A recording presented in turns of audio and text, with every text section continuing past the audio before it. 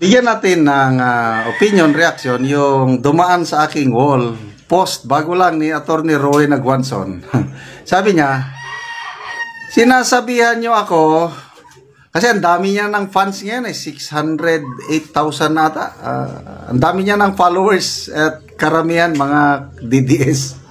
So, mga DDS, sabi kay Ma'am Roy Nagwanson, sinasabihan nyo ako, mag-apply ako ng ombudsman. Sabi niya, paano kung ako ang napiling ombudsman? Di, kakasuhan ko silang lahat. Di, patay silang lahat. So,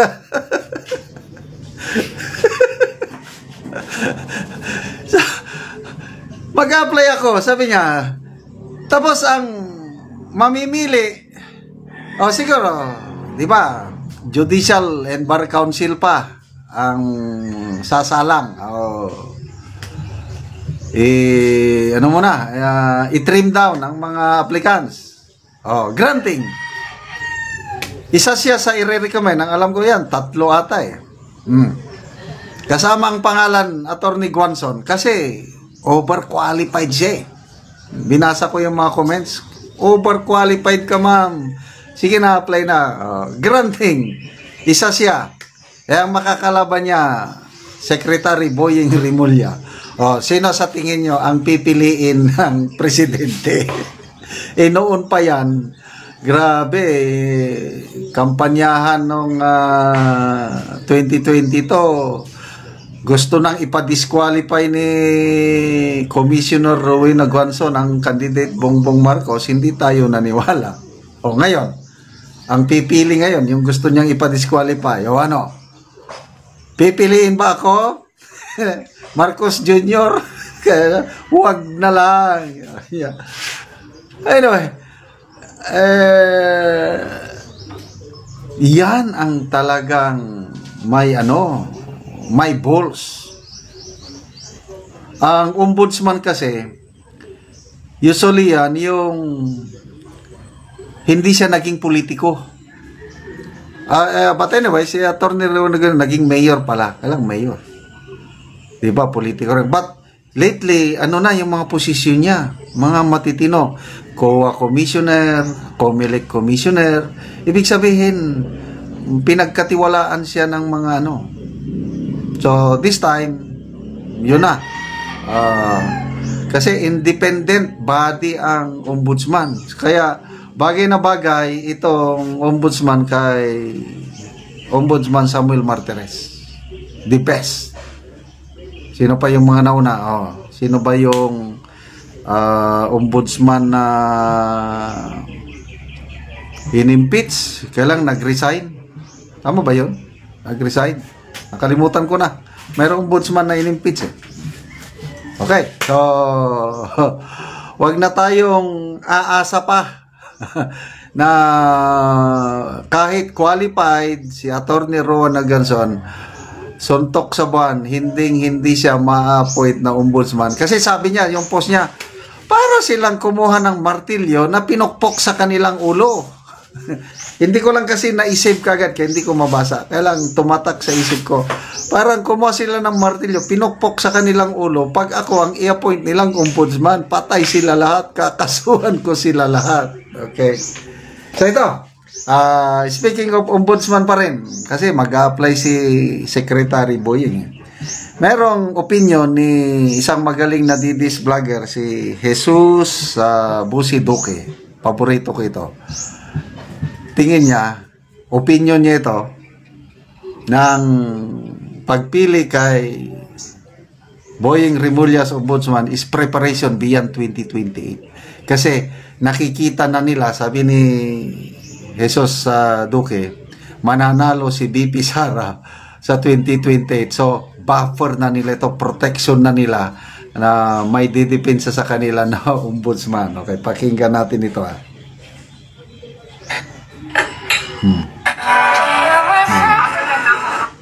Kung si Secretary Boying Rimulya ang ma-appoint bilang ombudsman kapalit ni Ombudsman Sam Martires, ito ay sinyalis na iniisip na nila yung isang senaryo na mananalo si Vice President Sara sa pagkapangulo. Yan. Kasi kailangan nilang proteksyonan yung kanilang mga sarili. After the term of Marcos, if and when maging presidente si BP Sara, katakot-takot na kaso nga harapin ng mga taong to sa gobyerno ngayon. Katakot-takot talaga at lahat ito ay ipa-file sa Office of the Ombudsman. So kailangan nila talagang proteksyonan yung kanilang sarili dito. Otherwise, di ba? Ill-gotten wealth na naman yung mga kaso yan. Di ba? May mga kulong yung mga yan. And, syempre, hindi araw-araw Pasko. Bawi-bawi din pag may time. So, in order to protect themselves, kung ma-appoint ito si Boying Rimulya as ombudsman, isa na yan sa preparation nila. And, kung ma-appoint siya, he will be serving for 6 years. Fixed term yan. And half of it, kanyang pagsisilbihan, 3 years sa nakaupong bagong Pangulo. Oo. Di ba? Kaya meron silang proteksyon. May buffer sila dyan kung sakasakaling siya ang i-appoint. Pero pag tiningnan mo, hindi naman na maglalakas ng loob itong si Boying Rimulya na magsabi na I am filing my application for ombudsman. Tapos hindi siya pipiliin ng Judicial and Bar Council na isa sa mga pangalan na isasubmit sa Pangulo. At hindi naman siguro na pag nandun na sa Pangulo yung pangalan ni isa sa mga isasubmit na pangalan doon ng Judicial and Bar Council kay Pangulong Marcos na hindi siya yung pipiliin. Di ba? Ito lang kasi, di ba? Decency and of course morals will dictate, di ba? Yung delikadesa ba will dictate na you serve under a president. You were once an alter ego of the president. In fact, for 2 occasions, you were appointed as caretaker of this government by the president. The office of the ombudsman is an independent institution created by the 1987 Constitution. So, ayan po ang opinion ni Mr. Jesus Duque na ang galing. Anong sabi nyo? Agree ba kayo? To may opinion ko lang din. Nakikita ko, sure hit na, bullseye. Ang next ombudsman natin, si Secretary Boy. Pinag-tripan daw siya ng mga Jodik. Sino ba kaya itong Jodik? Sabi niya, Risa, darating ka rin sa acceptance phase na pinagtripan ka ng mga Jodik para sa kanilang pansariling interest. We feel you. Yung nakikiramay o nakikisimpatya dahil ginagamit lang siya ng mga Jodik. Magbasa lang tayo sa mga comments. Ano ba itong Jodik? Although may mga naunang post si sabi niya na sure ko lang, Risa Girl, nilaglag ka na ng LBM. Ayan. So ano na naman yung LBM? Bahala na kayo. So yung LBM, Jodik. Ano ba itong mga comments dito? Audi Hernandez, now she knows what it feels. Meron pang post ni Sas, sabi niya na, Risa, what they did to Sara, they will do it to you. Yung ginawa nila kay BP Sara, grabe. O yun, gagawin din daw nila kay Risa. Sienna Marie Erasmo, back to you, Madam Chair. Genesis Guerson, the danger of Unipink Red Alliance. Ayan, tatlo na yan ha. Yung dating Uniteam, nadagdagan ng pink, nadagdagan ng red. Unipink Red Alliance. Maria Teresa, yan na ang Gaba Diligid Musaba, Mr. Chair. Sel Marquez, dating rallyista, nangarap maging presidente. Okay, may sunod-sunod itong mga post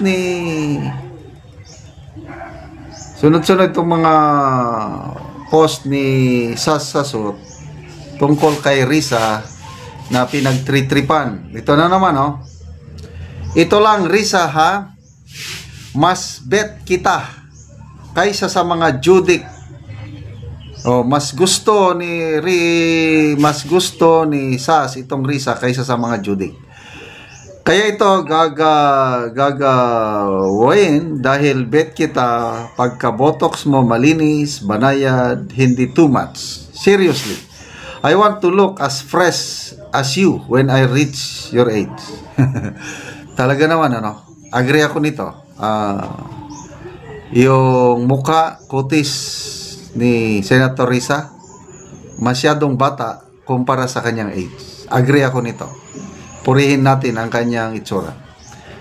Yung iba dito, just accept it, ang fresh ni Risa at her age. Huwag nang umapila, patay na nagpapatotoo. Anyway, Risa, ganire, yung pagbaliktad ni alias Rene, huwag na lang magagawa yan para sa wala na lang. Hindi yan magagawa yan para sa KOJC. Tapos na. Nabulabog na sila. Nakulong na head nila. Nawasak na SMNI. Significantly reduced from its former glory. Agree ako dito. Kasi ang duda ni Senator Hontiveros, KOJC daw, kampo ni Pastor Kibuloy, ang may hawak ngayon kay Ka Rene. Kaya siya bumaliktad. KOJC ang nagbayad kay Ka Rene. Hindi ako naniniwala doon. Wala na. Tapos na ang glory days ng KOJC. Wasak na sila ngayon. Survival ang kampo ni Kibuloy ngayon. Okay, so dahil mission accomplished na ang mga judik, guess who? Sino namang wawasakin ng mga judik? Di ikaw, dahil ikaw naging beneficiary ng lahat ng ito. Ikaw lang ang fresh. Sumikat po si Senator Risa yung Senate hearing niya last year. Tapos yun na, nagresulta sa pagkakulong ni Pastor Kibuloy. Yun, sikat siya doon. Ngayon, siya naman ang sisirain ng mga judik. Yung gumamit sa kanya. Bet ng mga judik ang mayan. Ayaw daw ng mga judik yung mga ganyang kapres ang muka. Kaya yan, binigyan ka nilang sakit ng ulo. Trust us. Mahirap mapagtripan ng mga judik. Oh well, dahil may compassion ka naman sa mga judik, baka naman na-enjoy mo yan. Pero girl, di ka naman siguro ganon ka tonta not to know na pinagtripan ka ngayon ng mga judik. So, ano kaya?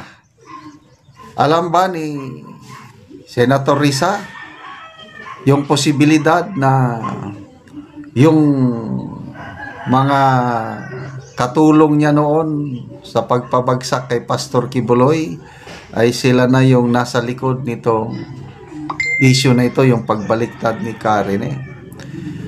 Mabigat na akusasyon ito. Tingin ko hindi lalantad si Karen na ganyan. Yung very confident siya ngayon kung wala siyang sinasandalan na malaking pader. Very confident siya. Hindi katulad nung nag-testify siya sa Senate na nakatakip ang mukha, binabasa ang script. Ngayon, 2 beses nang lumantad. Una, yung detalyadong pagbubulgar na nabayaran siya. Pangalawa, ito na. Kinontra niya yung press con ni Senator Risa. Sabi niya, nasusuka na ako sa iyo, Risa. Nakahanda akong maglabas ng mga ebidensya laban sa iyo. Yun po. Abangan natin. Sigurado yan. May susunod pang kabanata itong mga pagpapahayag ni Ka Rene. Miyerkules, ngayong araw.